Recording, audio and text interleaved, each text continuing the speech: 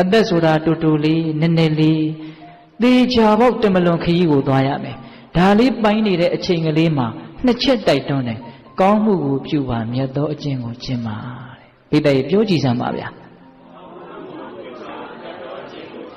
ကောင်းမှုကိုပြုပါမြတ်သောအကျင့်ကိုကျင့်ပါဘာကြောင့်ကောင်းမှုကိုပြုပါလို့တလုံးနဲ့မပြောရသလဲဘာကြောင့်မြတ်သောအကျင့်ကိုကျင့်ပါလို့ဒီတစ်ခုတည်းမပြောရသလဲဒါမစဉ်းစားသင့်ဘူးလားစဉ်းစားသင့်တယ်ကောင်းမှုကြတော့တန်တရားတွေနဲ့ချီးပြီးတော့နေရအောင်ပါလေဒါနတွေသီလတွေဘာဝနာတွေပြုမြတ်သောအကျင့်လည်းကျင့်ဝိပဿနာတရားတွေကျင့်နော်နှစ်မျိုးပြောတာနော်ပြည့်စုံအောင်ပြောတာနော်ကတ္တဗံကုသလံကောင်းမှုကိုကတ္တဗံပြုတိုက်ကုန်၏ဗြဟ္မစရိယမြတ်တဲ့အကျင့်ကိုစရိတ္တဗာနိကျင့်သုံးတိုက်ကုန်၏နတ္ထိဇာတတ္တအမရဏံဇာတတ္တမွေးဖွားလာသောတတ္တဝါအားအမရဏံမသိဘူးဆိုတာနတ္ထိမရှိနိုင်ဘူး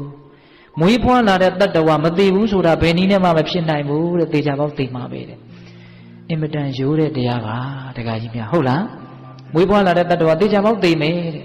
ဘာဆက်ပြောတော့ဆိုတော့မြတ်စွာဘုရားကရုဏာကြီးကြောင်းအင်မတန်ပေါ်လွင်တယ်ယောဘိခဝေရှိရန်ဇိရတိသောဝတ္တတတအပံဝါဘိညောဘလောက်ပဲအသက်ရှိပါတယ်ပြောတဲ့ချစ်သားတို့အလွန်ဆုံးနေရာမှာတရားပို့နေနေပေါ်တဲ့မြတ်စွာဘုရားကလူတွေကဘလောက်ထိအသက်ကိုအပြစ်မတင်တယ်ဆိုတော့သေတဲ့အကြောင်းကြားကိုမကြားခြင်းဘူးနော်ဒီနေ့လှုပ်ရှားရှိတဲ့အလုပ်ကိုဒီနေ့ပဲလှုပ်လိုက်ပါဘာကြောင့်လဲဆိုတော့မနေ့ပြန်ရှင်းသန်းနေပါမယ်လို့ဘယ်သူမှအာမမခံနိုင်ဘူးတဲ့အဲ့ဒီမှာတစ်ချက်စဉ်းစားရကောင်းတာကသေသွားတဲ့ပုဂ္ဂိုလ်တိုင်းဒီနေ့သေတယ်ဆိုရင်မနေ့လောက်ကသူတို့ငါမနေ့ပြန်သေလိမ့်မယ်လို့သူတို့သိကိုမသိဘူးမသိဘဲနဲ့သေသွားတာသိပြီးတော့သေတဲ့မသားအင်မတန်နဲပါတယ်ဟုတ်လားယောဂါတွေနှိမ့်ဆက်ပြီးတော့ငါတော့သေမြန်းသေမလားဒါတောင်မှတချို့သေလောက်သေးပါဘူးလို့ထင်ပြီးတော့သေသွားတာပဲဟုတ်ရဲ့လားဒါကြောင့်ဒီမှာပြောထားတာမနေ့ပြန်ရှင်နေပါမယ်လို့မနေ့ပြန်နေရပါဦးမယ်လို့ဘယ်သူမှမပြောနိုင်ပါဘူးတဲ့ဘာကြောင့်လဲဆိုတော့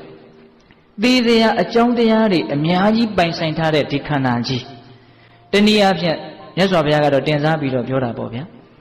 လက်နဲ့တွေအများကြီးပိုင်တဲ့သေမင်းနဲ့တို့နဲ့ဘယ်တော့ကြမှာတွေ့ရအောင်လို့ချိန်ထားတာမရှိဘူးတဲ့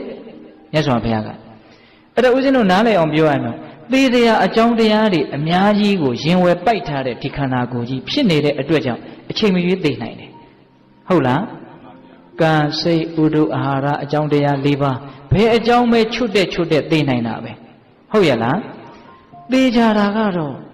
ကံကတဖြည်းဖြည်းနဲ့တောက်ရည်ဦးတွေကရေအမြဲတမ်းတောက်နေတဲ့တောက်ရည်ဦးတွေကရေလို့တစ်ခွက်တောက်လိုက်ရင်တော့တစ်ခွက်စာနဲသွားတာပဲ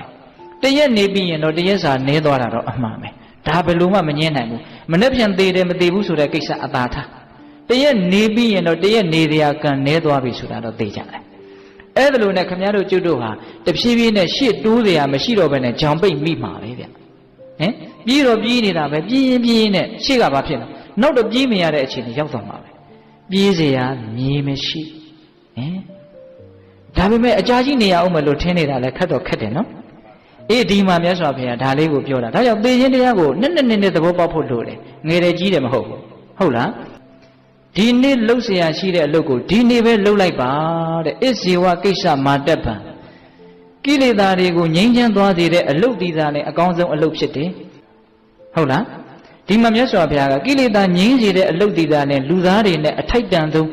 အလျော်ကန်ဆုံးအလုပ်ပဲဘာကြောင့်လို့သာသနာနဲ့တွေ့တယ်ဉာဏ်ရှိတယ်လူဖြစ်တယ်ကျန်တဲ့အလုပ်တွေဆိုတာကတော့တိဋ္ဌာန်တွေလည်းလုပ်နေတာပဲလေသူတို့ဘဝယက်တည်ရေးအတွက်ကတော့ဘာမှသိကွာလာတာမဟုတ်စားဝတ်နေရေးဆိုတာလူနဲ့တိဋ္ဌာန်နဲ့သိကွာတာမဟုတ်ဘူးလေ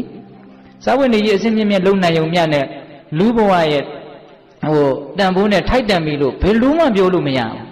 အထူးသဖြင့်သာသနာနဲ့တွေ့နေတဲ့ဒကာရမတို့ဦးဇင်းတို့နဲ့ပိုးပြီးတော့ဒီအလုပ်တွေကိုအလုပ်လို့ပြောလို့မထိုက်တန်ဘူးသာသနာနဲ့တွေ့နေတဲ့ဒကာရမတို့ဦးဇင်းတို့ဒီသာလျင်ကိလေသာငြိမ်းချောင်းအလုပ်ကိုလှုပ်ချင်းသည်သာနဲ့အကောင်းဆုံးအလုပ်ကျန်တဲ့အလုပ်သည်အလုပ်လို့ပြောရမှတောင်ခက်အလုပ်တွေလို့သဘောပေါက်စေခြင်းဒါကြောင့်မြတ်စွာဘုရားကအာတ္တဗံကိလေသာကိုငြိမ်းချေတဲ့အလုပ်အာထုတ်ခြင်းဝရိယဆိုတဲ့အလုပ်ကိုဒီနေ့ပဲလုပ်လိုက်ပါမနေ့ပြန်ရှင်အောင်မယ်သေအောင်မယ်ဆိုဘယ်သူမှမသိပါဘူးဘာကြောင့်လဲသေစရာအကြောင်းတရားတွေအများကြီးကိုရင်ဝယ်ပိုက်ထားလို့စာလိုတိတိကျကျပြောရရင်